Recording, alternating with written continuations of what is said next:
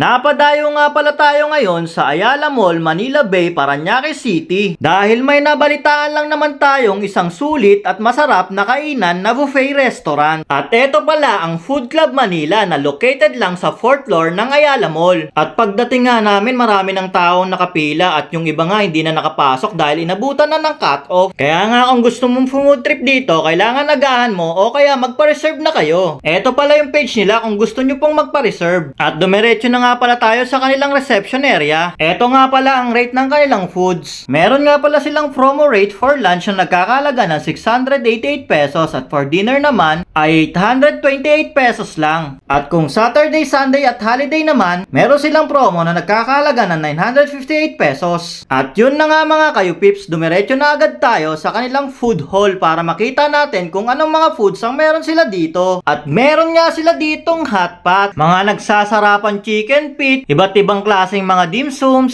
steamed spare ribs, at siomai. Meron din silang Filipino foods tulad ng swahe, gisadong tahong, steamed fish, sauté squid with string beans. Meron din silang zucchini sausage, garlic pechay, masarap na pork asado, at fried rice. May pangmalakasan ding lechong belly, at nakakapanglaway na sinigang na salmon. Syempre naman mga kayo pips, hindi magpapauli dyan ng kanilang mga Japanese foods. Dahil meron sila dito nakakapanglaway at nagsasarapang iba't ibang klase ng maki at mga sushi rolls. At sigurado kung mabubunsol ka sa sobrang busog sa mga foods na to. At hindi lang yan, meron din silang masarap na Japanese soup. At hindi rin magpapauli ang kanilang vegetable tempura at shrimp tempura. At bago pa nga natin makalimutan, meron din sila ditong western style foods. At kung talagang mahilig ka nga dito sa mga gantong food, siguradong mai-enjoy mo to. Dahil meron sila ditong nachos, tacos, fries, steamed vegetable, seafood pasta, masarap na beef stroganoff, at ang kanilang pinipilahan at pangmalakasan na roast beef. Meron din pala sila dito mga sweet candies para sa mga kids. At ang masarap na pampawi ng init ng panahon ang halo-halo.